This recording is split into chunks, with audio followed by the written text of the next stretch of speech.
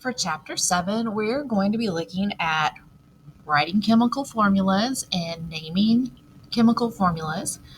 In 7.1, we're going to start out looking at ionic compounds. We'll look at molecular compounds. And 7.1 is very long, so we're going to do it in several sections. So this first part, we're going to look at ionic compounds.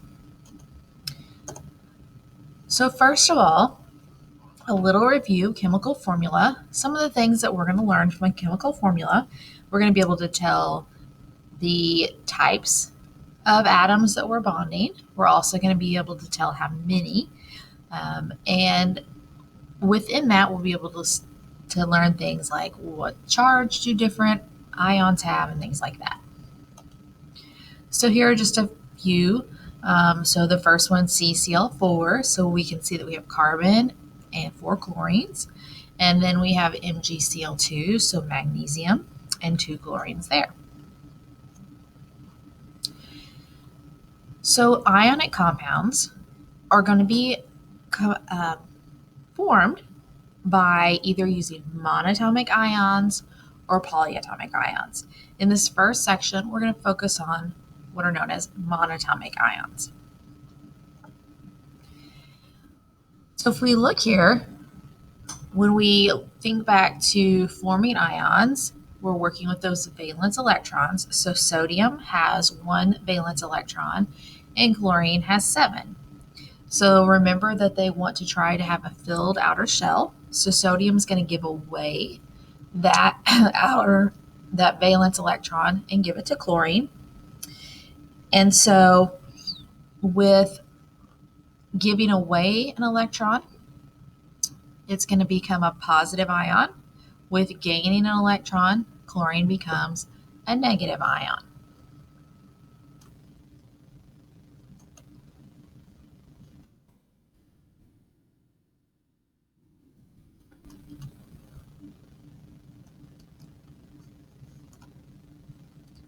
So a monatomic ion is formed from a single atom that becomes an ion. So you only have one element involved. So down at the bottom, using our chlorine with a -1 charge as an example, and our sodium with a +1 charge as an example. So only one element is involved in a monatomic ion. So to name those monatomic ions, first of all, if it's a cation or a positive ion, the name of the element is going to be used for the cation, so it doesn't change. So a sodium atom and a sodium ion have the same name. If it's an anion, a negative ion, the name's ending is going to be changed to IDE. So if we have something like chlorine as an ion, it's going to be chloride, or fluorine would become fluoride.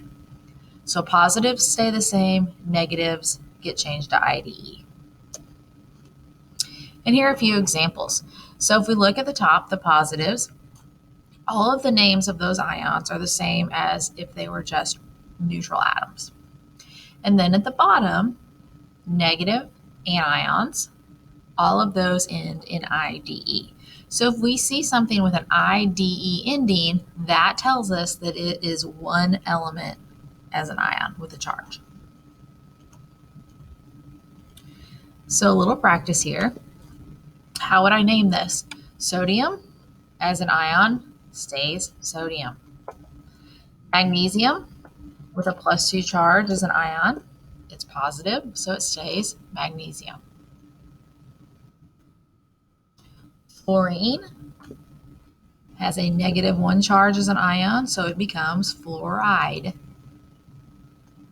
And then chlorine, when it changes to an ion, becomes chloride. And the last one, there should be a negative there for that I. So iodine becomes iodide.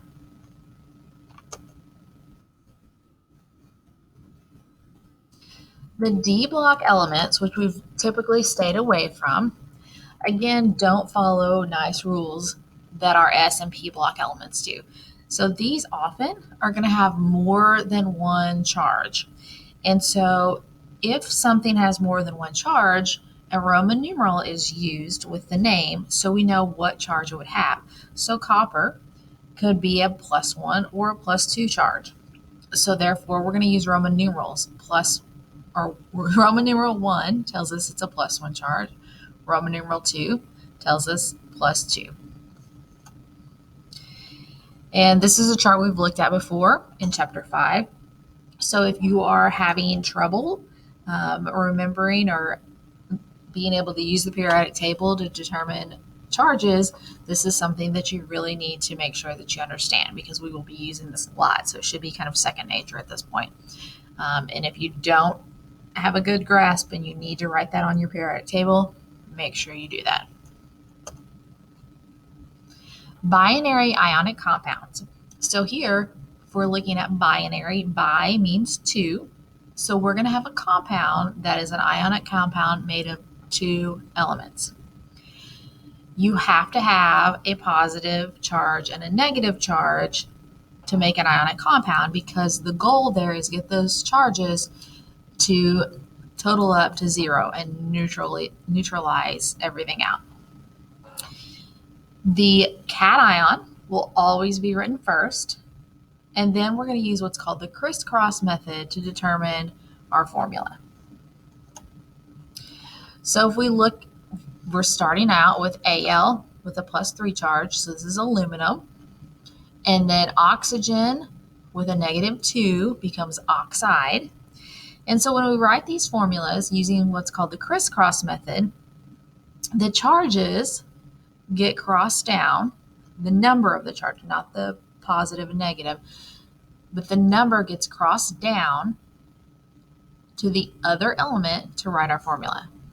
So Al with a +3 charge and O with a -2 charge. Now we have 2 aluminums and 3 oxygens for our formula. Now, to try to talk through the math on this, these charges have to add up. We have to have a certain amount of each element so the charges add up to 0. If I just have 1 of each one and I add those together, that gives me a total of +1. So if I have 2 aluminums, that's +6. And if I have 3 oxides, that's -6. And then I would get my 0 total to neutralize this out and make a compound. So let's look at the next one. Magnesium with a +2 charge, fluoride with a -1. If we cross the 2 down after the F and the understood 1 down after the Mg, we get MgF2. And notice here they're superscripts, and then when we write them as a formula, they're subscripts, and that's very important. Also, these numbers are telling me the amount of each element that I need. These numbers are telling the charge. Do not write charges down below, because these are amounts, these are charges, different things. How about Sr +2 and S -2? If we crisscross that, we would get Sr2, S2. But we want to simplify if we can. So if I had a 2 and a 2, those can simplify to 1 and 1. Also, if I notice, +2 and -2 are already going to cancel out to 0, so I don't need 2 of each one.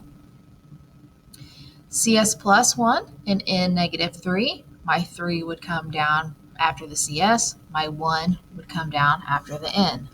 So CS3, N. And then the last one, I -1 and BA +2.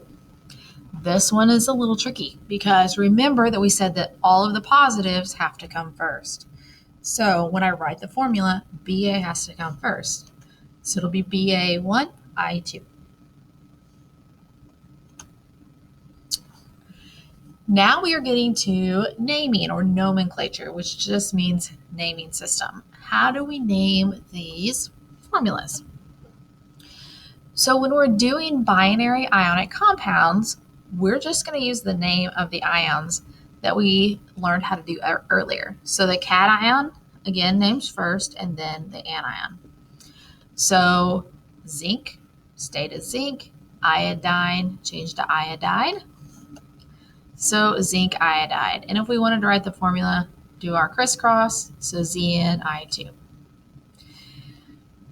Then we have Ag, which is silver, and chlorine becomes chloride, so silver chloride. Here, I have not given you the charges, but you could look up the charge to determine what the crisscross would be. So if we look at O is -2, and Ba is going to be +2. So the Ba has to go first. So it will be barium oxide. Sr and F, we know Sr is the positive one, so strontium fluoride.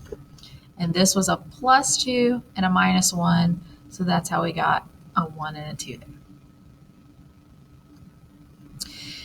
Then we have potassium and nitrogen. Potassium is a +1.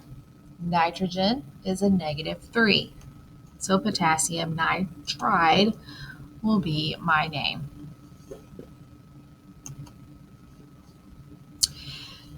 So when we looked at the D block elements earlier, we said some of those have multiple charges that they could form. So we have to name those a little bit differently. So like some examples, copper, chromium, iron, all can have different charges.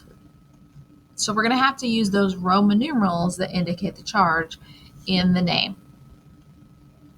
If you're not familiar with Roman numerals, 1 through 10, really probably up to 6 is as much as we'll use in this chapter, but you should definitely know these because you will be seeing these, you'll be using these in this chapter. So if you don't know them, write them down, learn them. So we have iron 2 and iron 3, vanadium 2 and vanadium 3. Here are some examples.